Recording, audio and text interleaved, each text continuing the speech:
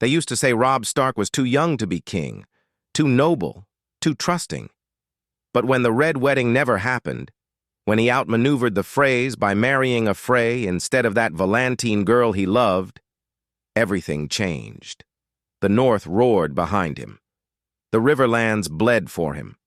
And then the unthinkable.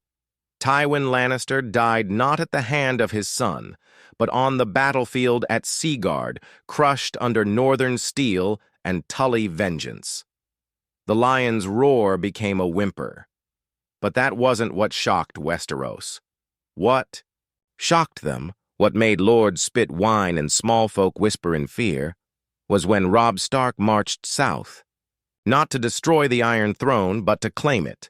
And at his side, Tyrion Lannister, the imp, the Kingslayer's brother, the man accused of poisoning his nephew Joffrey Baratheon, the one who once mocked Robb's father at Winterfell. Now, he wore black velvet and a silver pin shaped like a hand, the new king's hand. The day they entered King's Landing was not glorious. The city stank worse than ever, of fear, ash, and piss. The Gold Cloaks had surrendered without a fight. The Red Keep's gates were opened by the same men who once shouted, "Long live King Tommen!" Now they kneeled before a northern wolf and a Lannister outcast. Queen Cersei was already dead by then. Some whispered she drank poison when she saw her father's corpse dragged through the streets of Lannisport. Others say it was Jaime who slit her throat. No one really knew.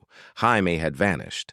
Sansa Stark watched from a tower balcony as her brother entered the throne room. Her face was unreadable, a quiet mix of disbelief and pain. She had suffered too much behind those walls to believe any ruler would be just, even if it was her brother. The Iron Throne sat twisted and ugly, as it always had, forged from the blades of dead men. Robb Stark approached it slowly, his wolf-gray wind pacing beside him, scarred but alive. He looked tired, older than his years, eyes sunken from too many funerals and broken oaths. He didn't smile as he sat. Tyrion, standing beside the dais, looked around at the crowd of gathered nobles, most of them southern traitors who now bent the knee as easily as they had once whispered about the northern dog. He grinned, as if daring anyone to speak. "King Robb of Houses Stark and Tully," he said, voice echoing, "Lord of the Seven Kingdoms, protector of the realm." Some cheered. Others knelt. A few swallowed hard, calculating their odds. Later that night, in the dim warmth of the small council chamber, Robb sat at the head of the table while Tyrion poured himself a goblet of Arbor gold. "You know half the realm hates us," Robb said. "Half is better than all," Tyrion replied, sipping. "They'll call me a traitor, say I abandoned the North, that I broke faith." "You did," Tyrion said flatly. "But you won, and winning makes liars of the losers." Robb stared into the fire for a long time. His fingers traced the edges of a map, old, cracked parchment showing the Seven Kingdoms. He drew a slow line from Dorne to the wall. "I didn't want this. No king ever truly does," Tyrion muttered, "except the mad ones and the dead ones." Robb turned to him, voice quieter. "Why are you helping me?" Tyrion leaned back, face serious now. "Because your enemies were mine, and because I know what it's like to be born into a powerful house, only to be told you're not good enough for it." They sat in silence after that. Outside, in the alleys of Flea Bottom, the people whispered. "A Stark sits the throne," they said, "and a Lannister serves him like a dog." Some prayed for peace. Others sharpened blades. Far in the north, beyond the wall, the cold stirred. Something ancient turned in the dark, sensing that Westeros was divided again. The Game of Thrones had a new king and a new player behind the throne. But peace? Peace was still far from reach. The small council met again the next morning. Robb hadn't slept much. He sat in the Lord's seat with his shoulders heavy, like the crown itself was pressing down into his bones. Tyrion sat across from him, already. sipping his wine, though the sun had barely cleared the towers of the Red Keep. The room was half full of strangers. Lord Garland Tyrell, now head of his house after Loras died in the war, sat coldly beside Lady Olenna's empty chair. Across from him was Sir Davos Seaworth, whom Robb had invited south as his master of ships. He had a loyalty Robb trusted, though Davos's eyes held quiet judgment. The rest were opportunists, minor lords who had survived the war by shifting loyalties, like cloaks in the wind. Robb noticed how few northern voices were in the room, and that absence dug deep. "The North is not pleased," Davos said plainly. "They think you abandoned your cause. They remember the banners you raised. King in the North, not king of the South." Tyrion chuckled. If they had seen how unpleasant the South truly is, they might forgive the ambition. Davos wasn't laughing. "Lord Manderley is refusing to send grain. Karstark men have returned home. There are whispers of a council in White Harbor. They say the North may crown another." Robb felt his jaw tighten. Another king. "How many men would follow them?" Robb asked, voice low. "A few thousand, maybe more, but if the Boltons hadn't been wiped out at Winterfell, they'd have joined the rebellion." "Thank the gods for small favors," Tyrion muttered, draining his cup. Robb rubbed his eyes. "Send ravens. Remind them who bled for them, who brought Winterfell back from ruin, who gave the North peace." Davos nodded slowly. "Words won't be enough, Robb." And Robb knew it. Peace had a cost, and he was bleeding it day by day. Later that evening, Sansa came to him. She walked into the royal chambers like a ghost. Tall, silent, wrapped in dark furs, though it was warm. "You're my brother," she said, "but I don't recognize you." Robb stood from the window. "Sansa, You took the throne," she said, voice calm but laced with something bitter. "With him as your hand." "Tyrion," Robb sighed. "He helped me defeat the Lannisters."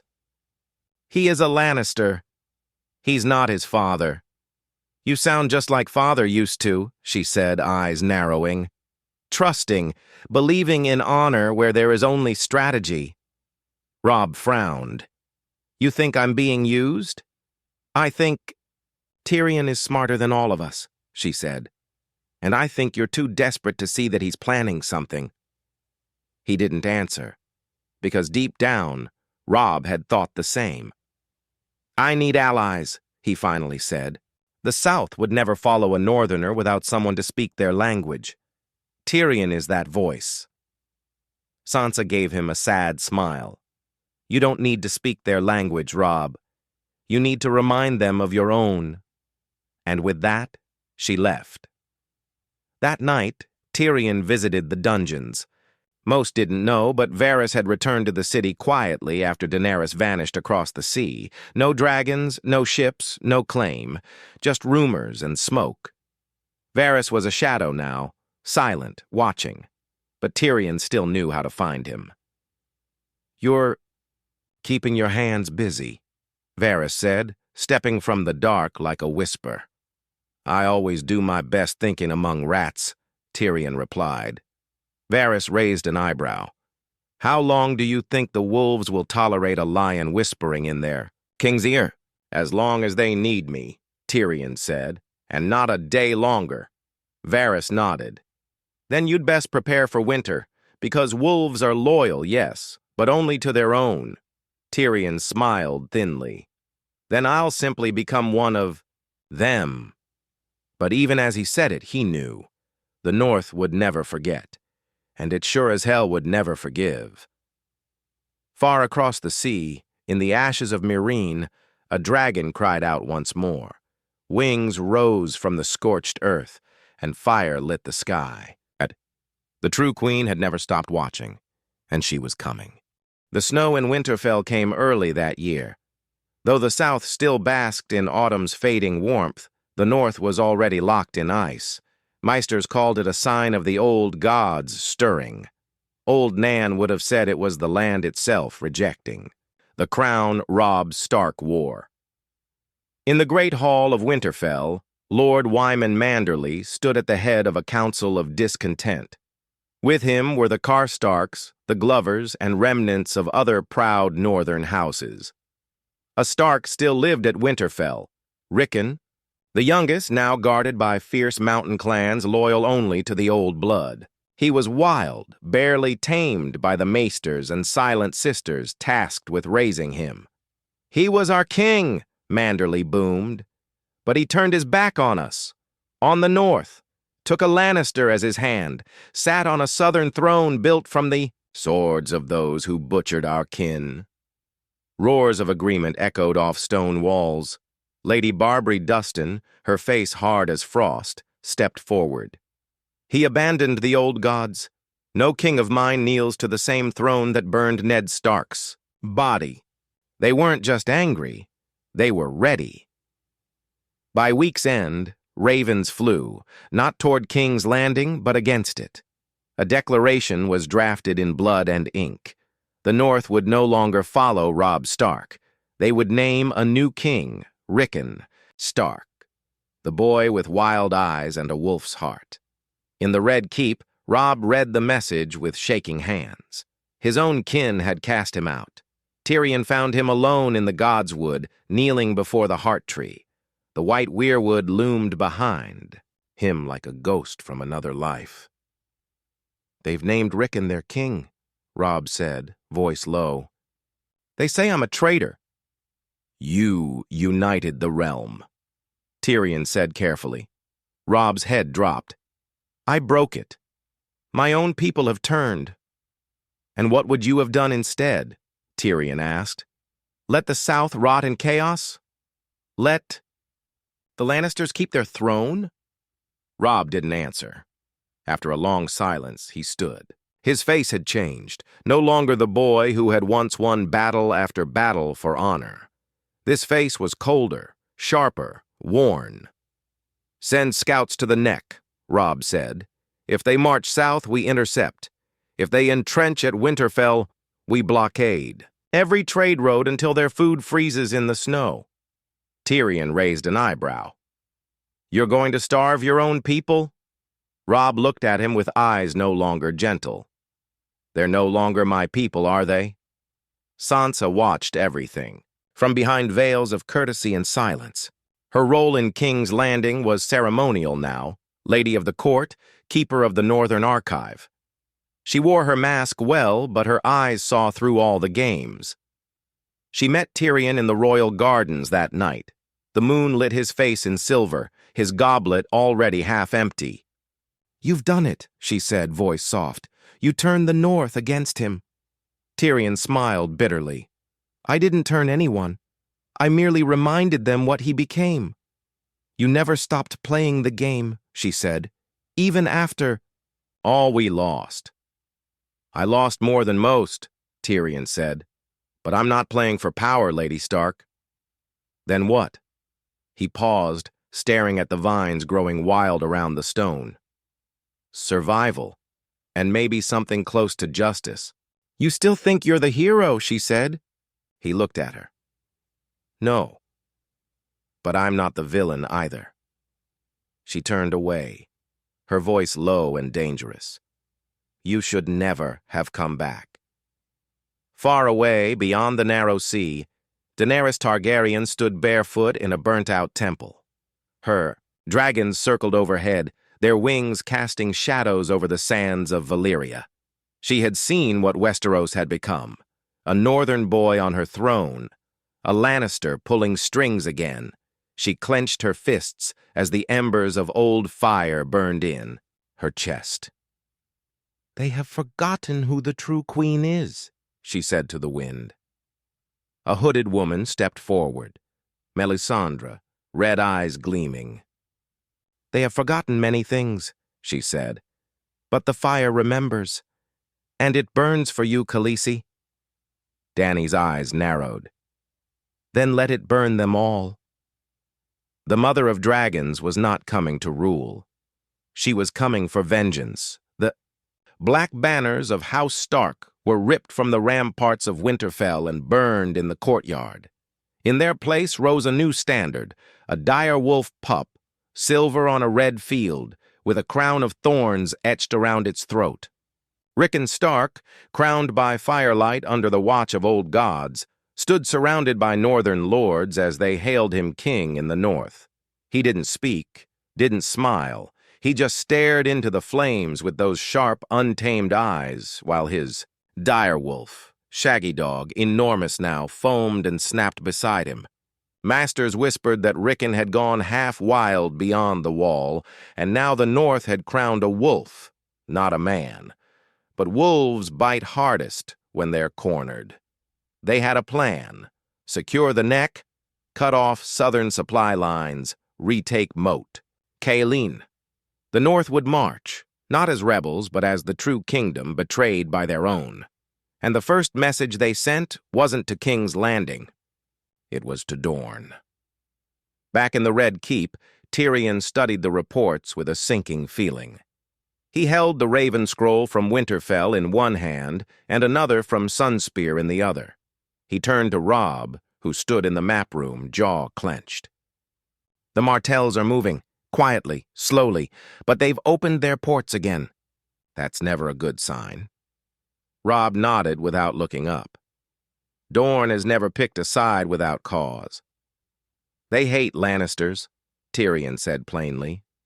More than they hate Northerners, but they might like dragons more than either of us. Robb's eyes flicked up. Daenerys? He asked. Tyrion gave a thin smile. She's not dead. She's not hiding. She's gathering. Robb paced the room, cloak sweeping behind him. Let them come. The North wants war? I'll give it to them.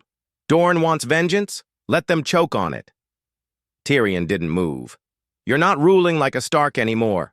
Robb froze. I'm ruling like a king. No, Tyrion said quietly. You're ruling like a man who's afraid he's already lost everything. Robb's hand twitched near the sword hilt at his hip.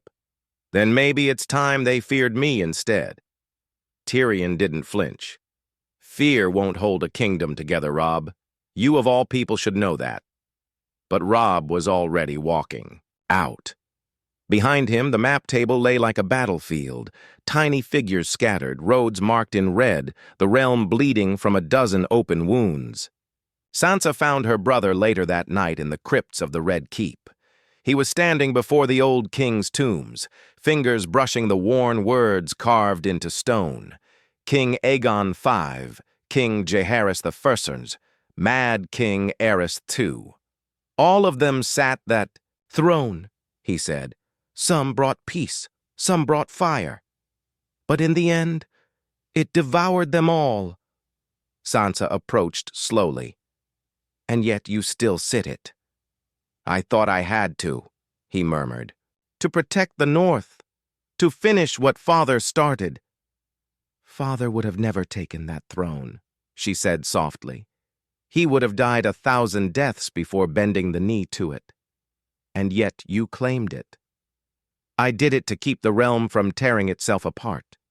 Sansa's voice hardened. And yet here we are. Robb turned, his face unreadable.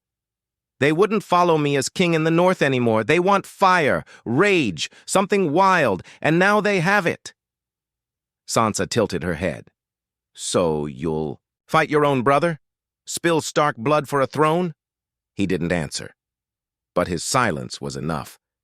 By the time Daenerys Targaryen set sail from Essos, the seas boiled with prophecy. Melisandre stood at the prow of her ship, her red robes fluttering in the wind, her eyes closed as she whispered to the flames. She had seen it in the fire. A boy with the eyes of a wolf and the crown of a lion. A false king. A pretender born of war. And behind him, the shadow of another. A man with mismatched eyes and a crippled soul. The dragon's betrayer. She whispered, He must burn. Drogon screamed above her, wings splitting the sky, his black scales catching the sun like armor. And far behind, in the harbor of Meereen, thousands of unsullied and freedmen boarded ships, chanting the name they had waited years to scream again. Mhaisa! Mhaisa! Mhaisa! The storm was coming, and in King's Landing, Robb Stark stood alone on a throne of blades, watching his world turn to ash one alliance at a time. The first dragon was seen just after dawn. The sky above Blackwater Bay turned dark, not with storm clouds, but with wings. Drogon screamed across the horizon like a god of fire reborn. His shadow swept over ships, towers, and terrified faces below. No one in King's Landing mistook what it meant. Daenerys Targaryen had returned. Panic spread before her army even landed. Merchants abandoned their stalls. Nobles packed carriages by torchlight. Bells rang out across the city, not in celebration, but in warning. For the second time in a decade, fire was coming to the capital. In the Red Keep, Robb Stark stood at the war table with his commanders, but even their eyes darted toward the windows. Each time the dragon's roar echoed across the walls. Tyrion entered late, a thick scroll in hand, his face pale. "She's docked at Dragonstone," he said, "with 3,000 unsullied, 24 ships, and one very angry dragon." Robb's voice was firm. "We hold King's Landing. We have men. We have the walls. We have—" Tyrion interrupted.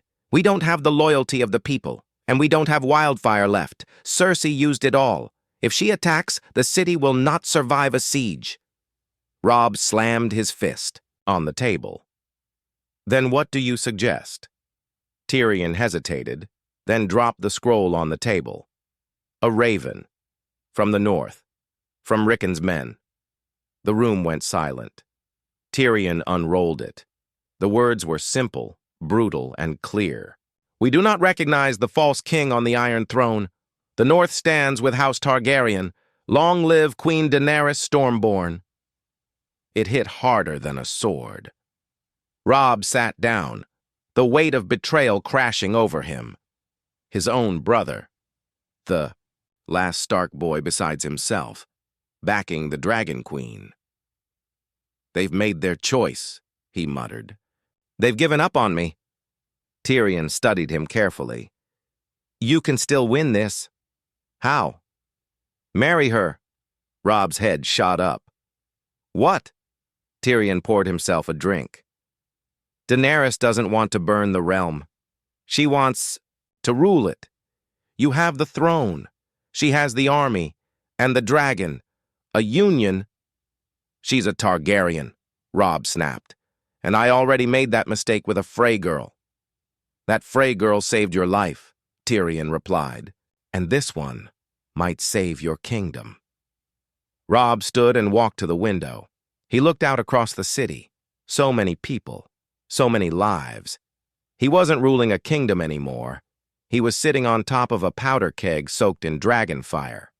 "If I marry her," Robb said, "I abandon everything the North fought for." Tyrion joined him at the window. "No. You finish what the war was truly about, breaking the wheel. You forge a new realm, not built on blood and betrayal, but on survival." Robb didn't speak for a long time. Then finally he said, "Send the raven. I'll meet her. But if this is a trap—" "She won't kill you," Tyrion said. "Not before she sees you. You were the one king she didn't get to burn." Dragonstone was cold and sharp as ever. Dany stood atop the stone balcony, hair whipping in the wind, as Robb Stark's ship approached. Behind her, Grey Worm waited. Silently, and beside him stood Missandei, who had returned to her queen's side once the war drums began to sound again. "He comes without banners," Missandei said. Dany nodded. "He's either bold or desperate." Melisandre stood a few steps behind. "The prince who was promised will face the fire. We will see if he survives it." When Robb arrived, he came alone. No guards, no weapons. Just the black fur cloak of the North and eyes shadowed by exhaustion and loss. Daenerys watched him with curiosity. He was not what she expected. less regal, more broken, but there was steel beneath his silence. "You've come far," she said. Robb met her gaze. "So have you." They walked together away from the others toward the edge of the cliffs. Drogon roared somewhere high above, his wings slicing the sky like a blade. "I came to stop another war," Robb said, "not to beg for my throne." "I don't want your throne," Dany replied. "I want the realm. I want the people who have bled long enough to have peace." "You won't get peace with dragons," he said. She stepped closer. "Then give me something better." Their eyes locked, and just for a moment, it wasn't fire or ice between them, but something uncertain, something dangerous, trust, maybe even hope. But behind them, on the ship Robb had sailed in on, a figure watched from the shadows. A hooded assassin, a blade glinting with poison, and the first move in a deeper, darker game had just been made. The dagger gleamed silver just before it struck. Robb turned his head at the last second, just enough for the blade to slash his shoulder instead of his throat. He stumbled back, blood soaking through his furs, his eyes wide not with fear, but betrayal. The assassin lunged again, fast and silent, cloaked in shadows. But before he could finish the job, Drogon's roar split the sky. The dragon dove like lightning, and in a flash of teeth and fire, the would-be killer was nothing but ash and smoke. Daenerys stood frozen, her hand halfway to her belt. Grey Worm had his spear raised, but too late. Robb lay on the ground, groaning in pain, his eyes locked on the place where the assassin had stood, or what was left of him. Missandei rushed forward. "He needs a maester." But Daenerys knelt beside him instead. Her hand pressed firmly on the wound. "Who sent him?" she whispered. "Was it Cersei loyalists? The North?" Robb gritted his teeth. "It wasn't them." She looked into his eyes. "Then who?" Robb didn't answer, but he had a name on his tongue. Varys. In King's Landing, Tyrion stared down at a raven that had just arrived. The seal was broken. The wax still warm. The note was short. One line. "He lives. You'll need a better blade next time." Tyrion crushed the parchment in his hand. Bronn stood in the shadows behind him, arms folded. "You said it'd be clean. Quick!" Tyrion turned, face ashen. "It was supposed to scare her, not kill him. A warning, to make them both." "Listen." Bronn snorted. "You're playing with wildfire, imp." Tyrion poured himself a drink, hands shaking. "I've been playing with wildfire my whole life." At Dragonstone, Robb lay in a stone room near the hearth, his wound bandaged, but fever already setting. Daenerys stayed by his side longer than she meant to, not because she trusted him, not yet, but because something about the way he refused to cry out, even with the pain burning in him, reminded her of herself, of what it meant to survive when the world wanted you dead. When he woke, it was dark, and her face was the first thing he saw. "You're still here," he muttered. "I'm not done deciding if I trust you," she said. He gave a dry, pained laugh. "You shouldn't." Dany leaned forward. "Then help me understand. Why take the throne, Robb Stark? Why claim a kingdom that never wanted you?" He turned his head to the fire. "Because someone had to. You sound like Jon Snow." That name stung, more than she expected, but she didn't flinch. "He died for this realm," Robb said quietly. "I didn't want to. I still don't." She sat beside him. Her voice softened. "What if you didn't have to?" He looked at her. "What are you saying?" "Rule with me," she said. "Join our houses. End the war before it starts. I'll take your throne, and you'll keep your name, your North, your peace." Robb didn't speak for a long time.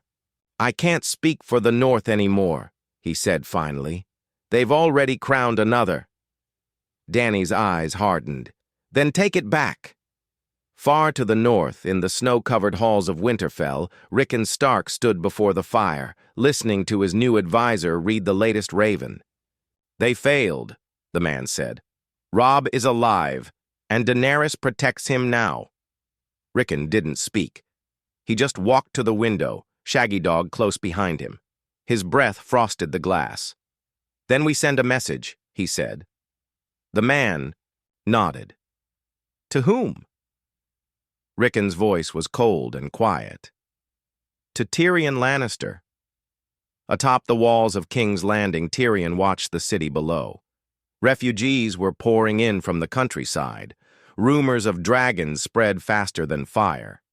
The small folk were terrified, angry, starving, and he knew the game was closing in. Varys had vanished again, Bronn had gone silent, and now ravens flew between Winterfell and Dragonstone, carrying secrets he no longer controlled. He finished his wine and whispered to himself, "I should have stayed a drunk in the brothel." Then a shadow moved beside him. Arya Stark stepped from the darkness. "You tried to kill my brother," she said, no emotion in her voice. Tyrion didn't look surprised. He just said, "And now you've come to kill me." Arya pulled the dagger from her belt. "Only if you keep lying." He turned to her. And finally, Tyrion Lannister, Hand of the King, betrayer, genius, fool, spoke the truth. "I didn't do it to destroy Robb. I did it to save him." The dagger hovered between them, steel glinting in moonlight, and silence stretching thick as smoke. Tyrion didn't flinch. Arya Stark's blade was inches from his throat, her eyes unreadable, her breathing steady like she wasn't even there, like death itself had come to collect. "I told you," Tyrion said, his voice low, calm. "I didn't try to kill Robb to end him. I needed Daenerys to believe someone else was pulling his strings. It was the only way to force them together." Arya's expression didn't change. "You thought nearly killing my brother was a smart way to make peace. I thought the threat of war might drive them into alliance. Instead," he gave a bitter smile, "it drove a dragon to protect a wolf." Arya pressed the blade, just enough to nick the skin under his jaw. "You gamble with lives like they're coins in your cup." "And you take them like they're owed," Tyrion snapped. "So what now, little wolf? Add my name to your list?" She paused. Her eyes flicked to his, a flash of something. Not mercy, not yet, but thought. Then slowly she lowered the blade. "You're not worth the list," she said. And just like that, she was gone, slipping back into shadows, leaving only the sting of her warning behind. Tyrion touched the cut on his throat. Just a drop of blood. It could have been his last. He poured himself another drink. "She's definitely Ned Stark's daughter," he muttered. At Dragonstone, Robb sat across from Daenerys as the maesters finished stitching his wound. The room still smelled of herbs and fire, and outside, the sea crashed like drums of war. "You should be resting," Dany said. "I rest too long," Robb said, grimacing as he adjusted. "And someone else will be wearing my crown." She raised an eyebrow. "You're still worried about Rickon?" "He's not a boy anymore," Robb said. "He's been hardened by loss, and the men around him, Karstarks, Glovers, they want war. They see me as a traitor." "Are you?" He didn't answer. Dany studied him. "What if I told you we could take Winterfell without killing a single northerner?" Robb frowned. "How?" "By showing them a future they can believe in." She unrolled a scroll on the table, plans for a joint rule, North and South united. "No Iron Throne, no more kings with absolute power, a council of leaders, new laws, new ways." "Break the wheel," she said. Robb stared at it, then at her. "And what would you be in this world?" She looked at him with a fire in her eyes. "The one who made it possible." He reached out slowly, his fingers brushing hers as they touched the scroll. But before either could speak, a raven landed at the open window. Its message bore the seal of House Stark. Robb broke it open and read. Then his jaw tightened. "What is it?" Daenerys asked. Robb looked up, his eyes dark. "Rickon marches south. 20,000 men. He's bringing the old gods with him." Dany stood. "He wants war." "No," Robb said. "He wants blood." Far in the north, Rickon Stark rode at the head of a massive column of northern soldiers. The air was sharp and clean, the sky heavy with snow. Shaggy Dog walked beside his horse, massive and quiet, eyes ever watchful. Beside him rode Lady Barbary Dustin, her face hard as stone. "King Robb seeks to marry the Dragon Queen," she said. Rickon didn't respond. "They'll make a new world, they say. Change the laws. End the noble lines. Give voice to the small folk." Still, Rickon said nothing. Barbary leaned closer. "Do you want to be ruled by bastards and dragons, my king?" Rickon finally looked at her, and when he spoke, his voice was quiet, rough from years of wilderness. "I want the North to never kneel again." They rode on, but behind Rickon, another shadow moved, one the lords didn't know about. Jon Snow, alive and hidden, watched. The army of his youngest brother marched to what might be a second Red Wedding. He hadn't returned for crowns or war, but something was coming, something older than thrones, older than dragons, and it was waking. Back in King's Landing, Tyrion stood on the balcony as ravens circled overhead like vultures. Sansa joined him, her face calm, her voice cold. "You said this would stop a war. You've done the opposite." Tyrion didn't look at her. "It's not war I'm trying to stop anymore." "Then what?" He turned to her slowly. "Extinction." She blinked. "What are you talking about?" He held up another scroll. No seal, no sigil, just a black smear of wax. "Reports from the wall. The dead don't march south anymore." She narrowed her eyes. "That's good news." He looked her dead in the eye. "No, it means they don't have to." And far beyond the wall, in the forgotten forests of the true north, an ancient heartbeat stirred beneath the ice. The night no longer waits. It comes. The war they feared came faster than expected. Rickon's army crossed the neck like a flood unleashed. 20,000 Northerners marched under banners that hadn't flown in a century. Old sigils, dead houses reborn in blood and fury. They came not as rebels, but as believers. In the old gods, in the North's right to be free, and in their wild, unbroken king.